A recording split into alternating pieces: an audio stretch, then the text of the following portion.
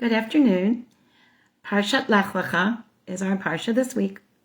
I've entitled this Finding God in the Desert and the Realities of Parenting. God is our parent in the largesse of things. How is God feeling at this point, if we can impose a bit of anthropomorphic thinking to try to understand God's feelings, instead of the default position of blaming God for everything that goes awry? Having parented 4 children, and now watching my children parent their children, I so enjoy my time with this next generation. It's so much fun, and it can actually be quite relaxing, albeit sometimes in a rather frenetic way, such as this week when I was hanging out with my 8-year-old and 11-year-old children of my daughter, and working and dealing with everything all at the same time. I do try to be completely attentive to the world, according to Ray Alev, Cassia Chana, Adel Raya, Nellie Shimona, and Neima Hadar when we are together. I also feel so proud of my own daughters as they parent the next generation, continuing to share and imprint the foundational values with which they grew up in our home. My daughters and I occasionally engage in whimsical conversations about what they will grow up like, what their personalities are going to evolve into, and such, as they continue to discover the world and the world that absorbs them, hopefully in meaningful and constructive ways, while they are meeting its challenges as well. These conversations about these healthy and happy young children at the relative beginning stages of their life journey are simultaneously hopeful and optimistic, as well as tempered by reality and concerns about our world and the directions in which it is moving. And while watching them grow and make choices that sometimes may not be in their best interest, especially the 14-year-olds. I imagine that might be some of what God is feeling at this moment in the beginning of our Torah narrative, as we read long ago in Bereshit chapter 1, verses 26 to 28. Vayomer Elokim na'aseh adam b'tzalmenu kidmutenu vayirdu b'tigad ha'am u'ba'of ha'shamayim v'yivav chol ha'aretz v'chol ha'remes al ha'aretz. Vayivra Elokim et ha'adam b'tzalmo b'tzelem Elokim bara'ato zachar nekeva bara'atam. God creates the human being. It says, let us make the human being in our image. They will rule over the world. They will keep it in order. God creates the human being in God's image. In the image of God, God creates them, male and female, creates them. And God blesses them. Peru, be fruitful and multiply. Commentaries abound about the word na'aseh. To whom was God speaking? So in addition to the angels, man and all parts of creation, the plants and so on, maybe God was just announcing this amazing birth to all and to everything, kind of like we do when a healthy new life is bestowed upon us. There's always excitement and optimism and truly a sense of the continuity of the universe when we greet new life. Sadly, too, often that excitement turns to disappointment and distress. In our own life, we call that the terrible twos, adolescence, midlife crisis, ailing elderly parents, and such. The points that will invariably come during our lifetime when our hopes and optimism are dashed and challenged to the limit. Parents watch the disappointment of their children with great pain, and children clearly do not often follow the paths preferred by their parents. If we do not learn to cope and move on, taking the pleasant memories and the lessons learned with us as we continue our lives and work hard to reframe and reformulate our expectations while adjusting our hopes, these moments can truly do us in. I would suggest that we see a bit of this modeled a few chapters later in the beginning of our narrative with the flood, or the big misunderstanding and coming to terms between God and the human being, in Bereshit chapter 6, verses 5 through 9. V'yar Hashem ki ribara ata adam ba'aretz v'chol yetzer machshavot bo rak ra kol hayom. And God sees the evil of the human being was great in the earth, and that every yetzer machshavot, every thought that this human being had, belibo, in his heart, rak ra kol hayom, was only evil all day. Vayinachem Hashem ki asa et adam ba'aretz v'yitatzev et libo. And God regretted. God was discomforted, not comforted, discomforted that God had made the human being on the earth, and God became v'yitatzev et libo, grieved in God's heart. And God says, I will blot out the human being, Amchat Adam, that I have created upon the face of the earth, from man to cattle to creeping thing to the fowl of the heavens, for I regret that I made them. And Noach finds favor in God's eyes. And then we go on and we read about the generations of Noach. The horrible and misguided actions of the human being that God so lovingly and hopefully created had corrupted and perverted all, so much so that utter destruction and the hope of a do-over was the only possible solution according to God. It must be pointed out that God actually regrets making the human being and then regrets God's reaction to how much the human being disappoints God. Again, you can be sure our commentators have much to say about this. Any parent would understand these conflicted feelings. And then we find hope a little bit later when we find Vayomer Hashem Zot Ot Habrit. We have the sign of the covenant. We have the rainbow, that God will never again destroy everything. We are taught, I will remember my covenant between me and you and all living creatures. Vaita kashet ba'anan, the rainbow is in the clouds, and it is to remind us of this covenant brit olam bein Elokim ubein kol nefesh chaya, between God and between every human being. At this point, I believe that something so significant and pivotal happens. God comes to terms with the reality of the human being, that God has created with free choice and agency, and readjusts expectations regarding them. Perhaps God, again, if we can be just a bit anthropomorphic thought, I'll give them free choice, I'll take care of them, and they will always choose the right thing, i.e. the thing I want them to choose. Just like perhaps a parent thinks about a child.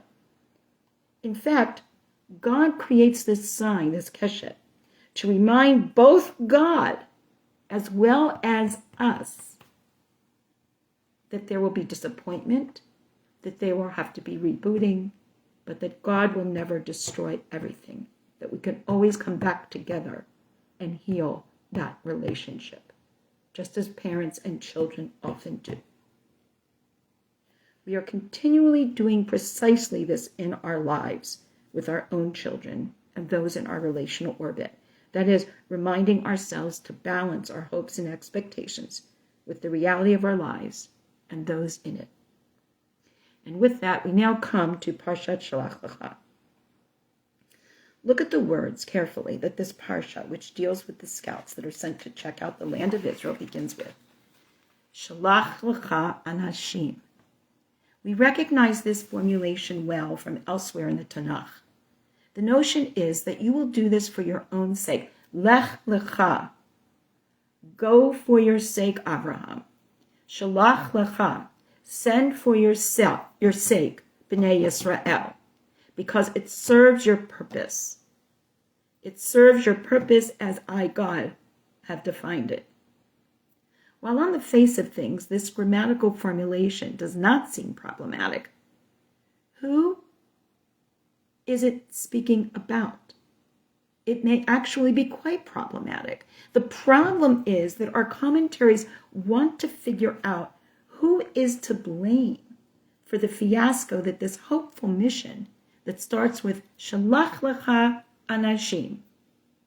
Send your best. It's hopeful. It's aspirational. It's inspirational.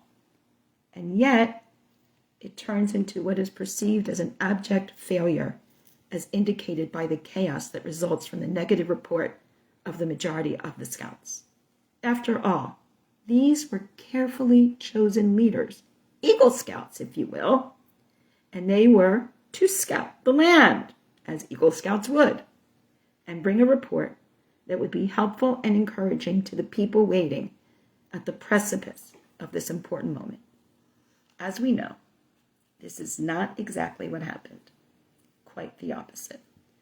In fact, it is interesting to note, and I've always found it very meaningful, that this is the first narrative in the book of Devarim, as Moshe speaks to the Bnei Yisrael before his death, performing his last task as the leader of the nation.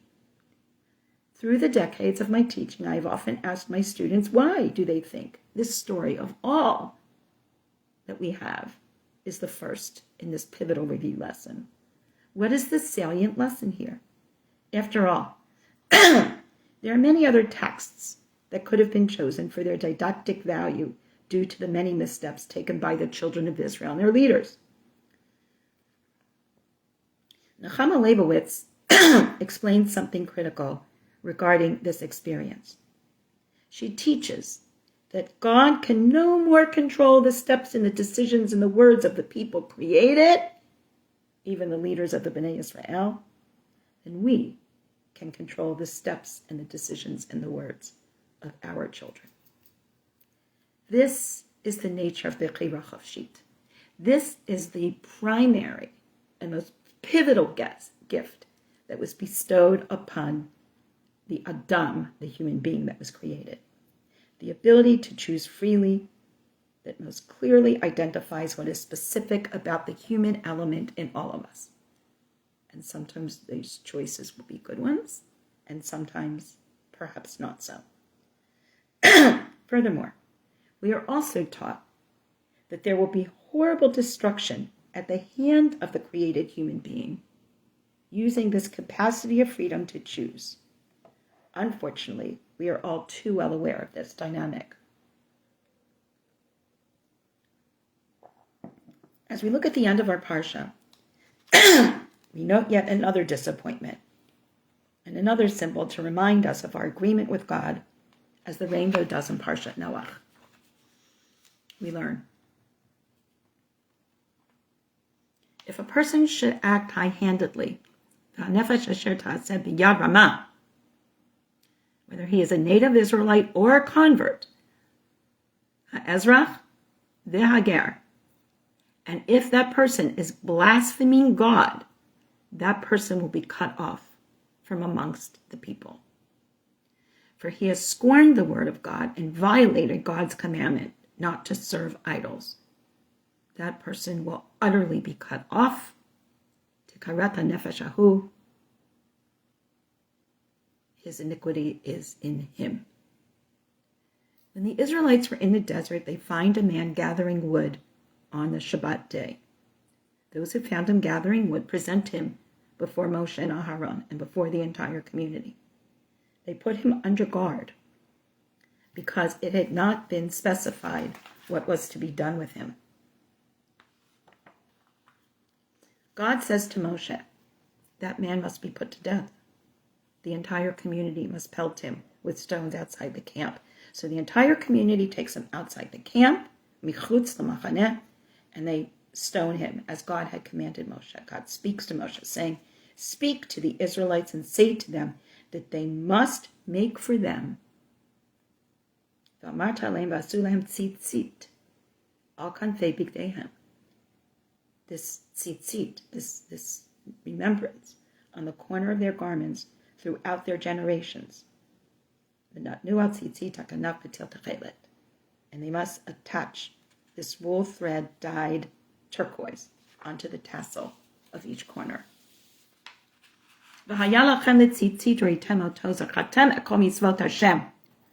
You will look at these tzitzit and you will remember all the commandments of God.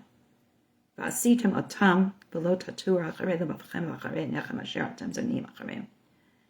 you will perform them and not wander after your hearts and after your eyes and go astray. You must do this in order that you recall and perform all of my commandments and be holy to your God. For I am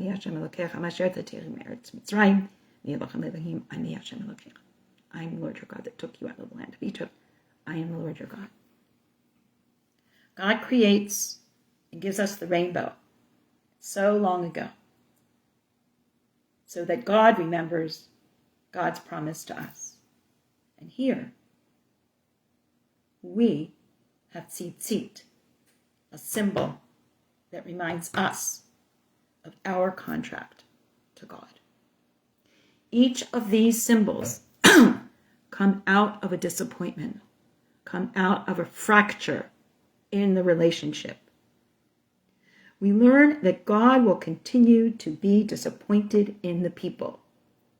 The Bnei Yisrael are clearly disappointed in God throughout this Parsha and others that we read in Bamidbar, as indicated by the complaining about the food choices, the lack thereof in last week's Parsha, or Miriam and Aharon's creation of family discord in their speaking about Moshe, the upcoming rebellion of Korach, not to forget to mention the Egaz Zahav, and so on. The book of Bamidbar, called In the Desert, reflects not only where we physically were, but where we spiritually were, and where we as human beings always find ourselves. In English, it is called Numbers, after the census that was lovingly and repeatedly taken in the journeys of the Bnei Yisrael to keep track of all. Perhaps it's important for us to think for a moment that we were in a psychological and emotional desert, and we disappointed each other and God many, many times.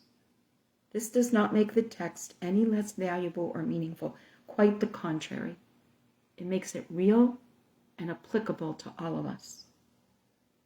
We are taught that God did not destroy the entirety of the people again, though admittedly, we do still question why so many incidents of destruction and devastation still occur.